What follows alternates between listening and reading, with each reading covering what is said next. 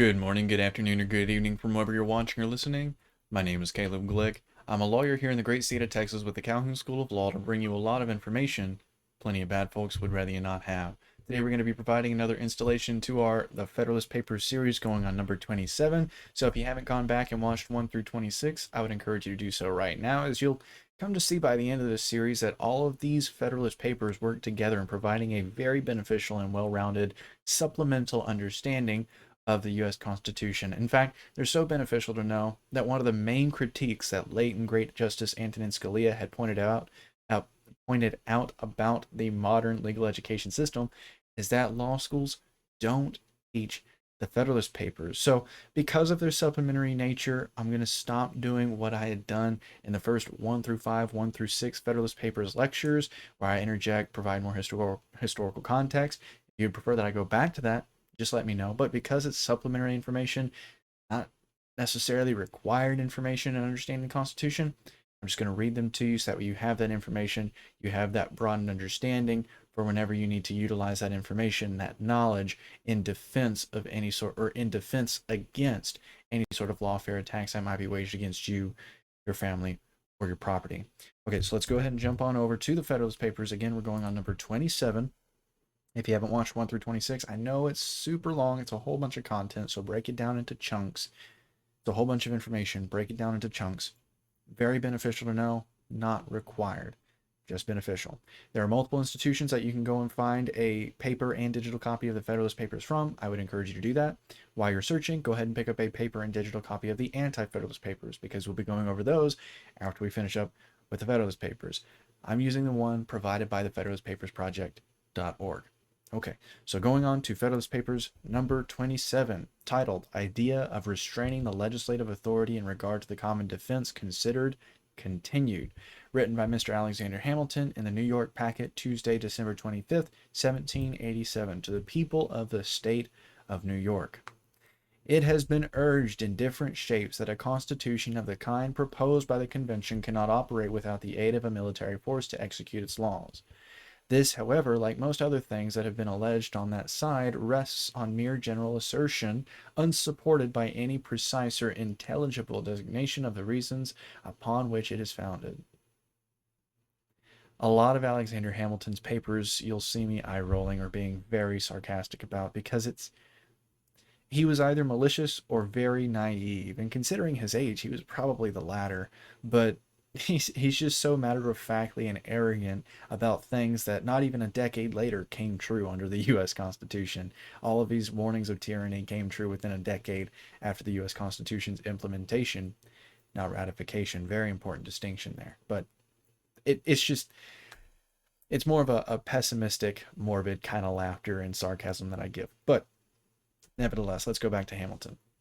As far as I've been able to divine the latent meaning of the objectors, it seems to originate in a presupposition that the people will be disinclined to the exercise of federal authority in any matter of an internal nature. Waiving any exception that might be taken to the inaccuracy or inexplicitness of the distinction between internal and external, let us inquire what ground there is to presuppose that disinclination in the people.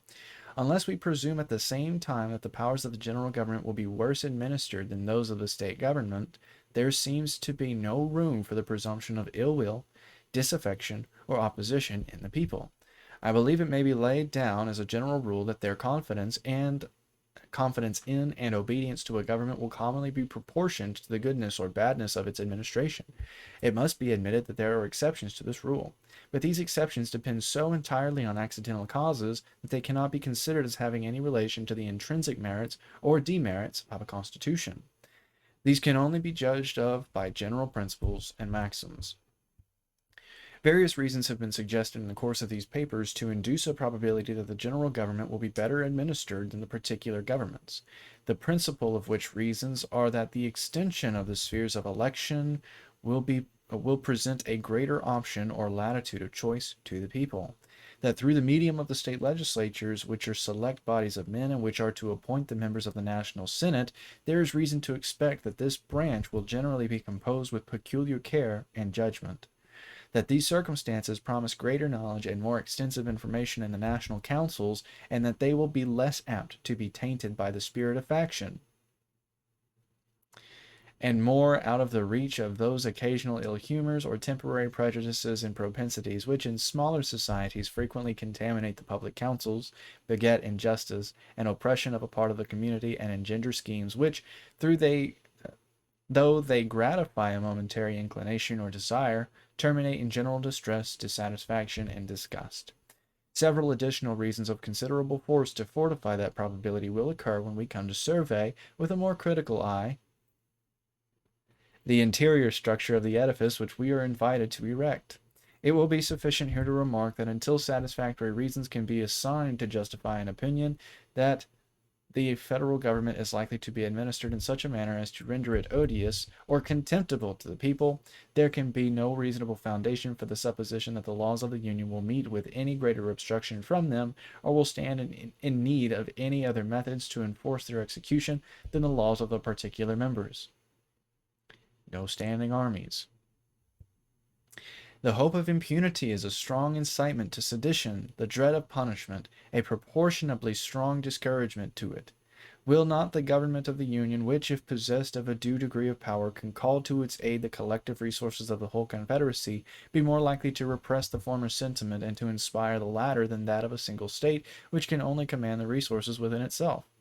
A turbulent faction in a state may easily suppose itself able to contend with the friends to the government in that state, but it can hardly be so infatuated as to imagine itself a match for the combined efforts of the Union.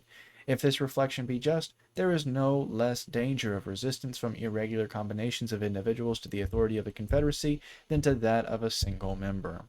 I will in this place hazard an observation which will not be the less just because to some it may appear new, which is that the more the operations of the national authority are intermingled in the ordinary exercise of government, the more the citizens are accustomed to meet with it in the common occurrences of their political life, the more it is familiarized to their sight and to their feelings, the further it enters into those objects which touch the most sensible chords and put in motion the most active springs of the human heart, the greater will be the probability that it will conciliate the respect and attachment of the community. Man is very much a creature of habit. A thing that rarely strikes his senses will generally have but little influence upon his mind. A government continually at a distance and out of sight can hardly be expected to interest the sensations of the people. The inference is that the authority of the Union and the affections of the citizens towards it will be strengthened rather than weakened by its extension to what are called matters of internal concern, and will have less occasion to recur to force in proportion to the familiarity and comprehensiveness of its agency. The more it circulates through those channels, I think that's a typo, channels and currents in which the passions of mankind naturally flow, the less will it require the aid of the violent and perilous expedients of compulsion. One thing at all events must be evident, that a government like the one proposed would bid much fairer to avoid the necessity of using force than that species of league contend for by most of its opponents, the authority of which should only operate upon the states in their political or collective capacities. It has been shown that in such a confederacy there can be no sanction for the laws but force, that frequent delinquencies in the members are the natural offspring of the very frame of the government, and that as often as these happen, they can only be redressed, if at all, by war and violence. The plan reported by the convention, by extending the authority of the federal head to the individual citizens of the several states, will enable the government to employ the ordinary magistracy of each in the execution of its laws. It is easy to perceive that this will tend to destroy in the common apprehension all distinction between the sources from which they might proceed, and will give the federal government the same advantage for securing a due obedience to its authority, which is enjoyed by the government of each state, in addition to the influence on public opinion which will result from the important consideration of its having power to call to its assistance and support the resources of the whole Union. It merits particular attention in this place that the laws of the Confederacy as to the enumerated and legitimate objects of its jurisdiction will become the supreme law of the land, to the observance of which all officers, legislative, executive, and judicial in each state will be bound by the sanctity of an oath. Thus, the legislatures, courts, and magistrates of the respective members will be incorporated into the operations of the national government as far as its just and constitutional authority extends, and will be rendered auxiliary to the enforcement of its laws. Any man who will pursue by his own reflections the consequences of the situation will perceive that there is good ground to calculate upon a regular and peaceable execution of the laws of the Union. If it's contrary, we may deduce any inferences we please from the supposition. For it is certainly possible, by an injudicious exercise of the authorities of the best government that ever was, or ever can be instituted, to provoke and precipitate the people into the wildest excesses. But though the adversaries of the proposed constitution should presume that the national rulers would be insensible to the motives of public good or to the obligations of duty, I would still ask them how the interests of ambition or the views of encroachment can be promoted by such a conduct. Excellent. So if you have any questions about what Mr. Hamilton is saying in 27, or what was said in 1 through 26, or if there's a topic you'd like me to cover in a future lecture, go ahead and post those in the comments, because the entire point of the Calhoun School of Law and these lectures being posted online is for your benefit, and I would rather serve that purpose exceptionally rather than insufficiently. So I hope you enjoyed this lecture. If you have any questions, again, please post them in the comments. That way we can best prepare you for not if, but when this ever-growing hostile lawfare state comes to harass you, your loved ones, or your hard-earned property, that you have information like this at hand, at the forefront of your mind, so that way you can have an adequate defense, an effective defense against any sort of attacks that could be levied.